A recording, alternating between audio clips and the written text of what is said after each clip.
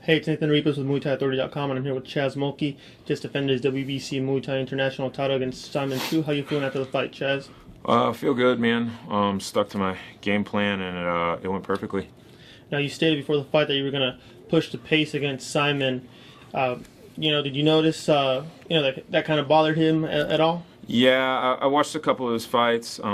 Kai being one fight, another fight with Valdemir, and he's the type of guy that if you let him get going, he keeps building momentum.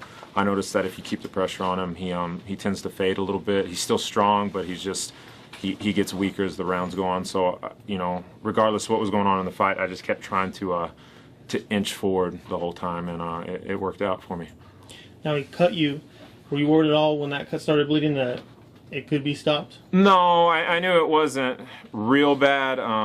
Really, the only thing that bothered me with it was kind of dripping in my eyes a little bit. But you can tell like when the cut's real bad or if it's just a short little spurt, and that's all it was. It was short. I didn't feel it tear whenever he hit me. I just felt it pop.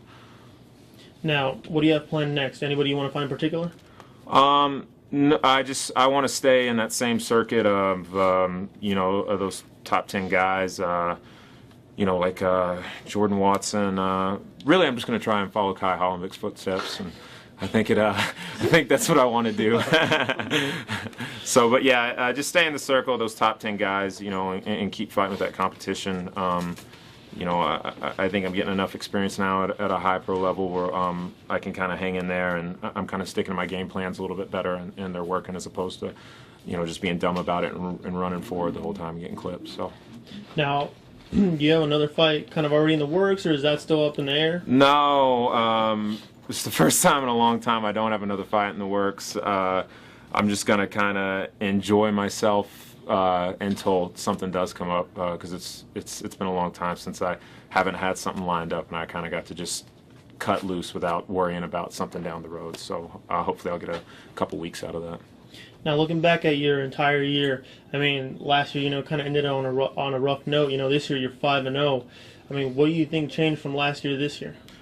Nothing's changed. Last year I had like 3 pro fights, but I'm fighting dudes like fucking. I mean, first of all, I fought Joe Schilling. He's a monster. He's 200 pounds. You know what I mean? I tried to go up in weight. It just wasn't smart.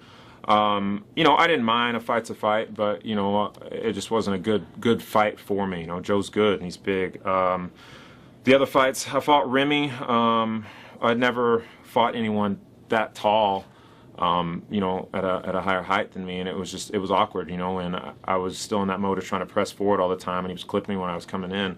Now this year I've just, like I said, I've just got more experience, and I think I'm using my head a little bit more and being smarter about the fights during the fights, you know what I mean, instead of that just trying to have a rock hard head and go forward, which is what I've always done up until this year. Well, it was a great performance. You're one of the fighters that's representing America as the sport grows here, and we look forward to seeing you fight again next year or this year if you happen to squeeze it in before the year's over. But best of luck to you in your future fights, Chaz. Thank you. I always appreciate it. All right, thank you.